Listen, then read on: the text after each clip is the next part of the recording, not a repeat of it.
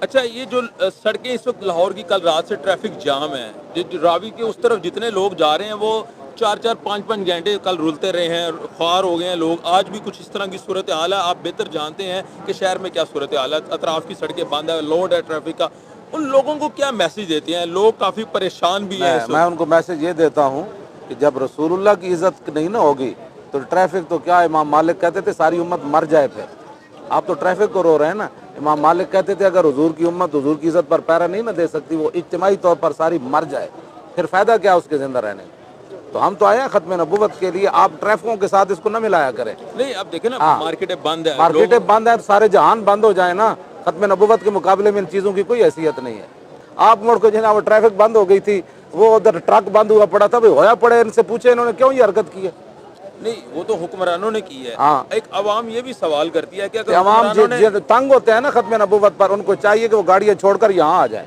اصل قصوروار کس کو ٹھہراتے ہیں؟ حکمران ہے اور کون قصوروار ہے، اور ساتھ عوام بھی ہے جو ان کو ووٹ دیتی ہے۔ حکمران چاروں صوبوں کی ہے یا کوئی ایک ہے؟ سارے حکمران، پورے ملک کے حکمران جنہوں نے ہولی منائی ہے سندھ اسمبلی میں، وہ قصوروار نہیں ہے۔ ٹھیک ہے، یعنی آپ ڈٹے ہوئے ہیں، بیٹھے ہوئے ہیں۔ بیٹھے ہیں نا، تاجدار ختم نبوت۔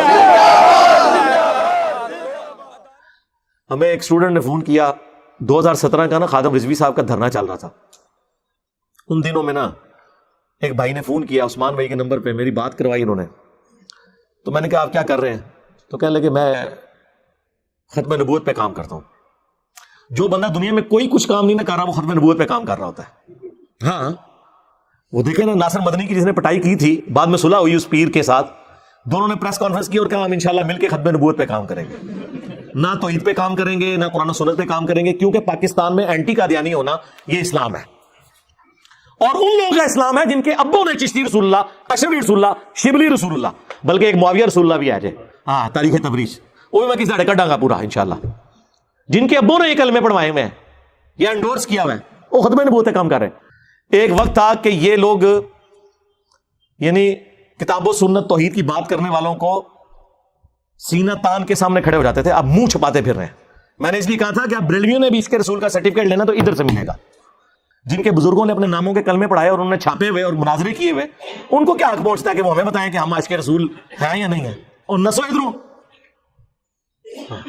اسی دساں گے کون ہے؟ اور یہ میں تکبر کے طور پہ بات نہیں کر رہا، ظاہر ایک علمی میدان میں یہ بات ہو رہی ہے۔ تو میں نے نا بڑا پکا سا منہ بنا کے اسے فون پہ کہا، میں نے کہا یار آپ ختم نبوت پہ کام نہیں کر رہے؟ کہتا نہیں میں نے پیجز بنائے ہوئے ہیں اس پہ میں یہ کرتا ہوں۔ میں نے کہا ختم نبوت پہ تو صرف ایک بندہ کام کر رہا ہے، تو جیل میں بیٹھا ہوا ہے۔ میں نے کہا یہ اس کی کاپی رائٹس تو میرے پاس ہے۔ وہ کہتا ہے جی دھرنا دیا ہے خادم رضوی صاحب نے۔ میں نے کہا نہیں، خادم رضوی صاحب نے ختم نبوت پہ تو نہیں دیا ہوا دھرنا۔ ختم نبوت پہ تو دھرنا تب ہوتا جب شبیر بدرس کے بعد دھرنا ہوتا کہ اشبہ اس میں سے نکالو چشتی رسول اللہ، یا جامعہ اشرفیہ کے باہر ہوتا کہ بھی الامداد رسالے کا دفاع کرنا چھاڑ دو۔ میں نے کہا یہ اینٹی قادیانی کام آپ کر رہے ہیں، ختم نبوت کام نہیں ہے یہ۔ ختم نبوت کا مطلب ہے چاہے غلام احمد قادیانی دجال ہو یا کوئی اور دجال ہو، دونوں کو آپ ایک لاٹھی سے ہانکیں گے۔ کہنے لگا ہاں آپ کی بات ٹھیک ہے۔ تو میں نے کہا اپنے پیج کا نام چینج کرو، یہ ختم نبوت نہ لکھا کرو، اینٹی قادیانی لکھا کرو۔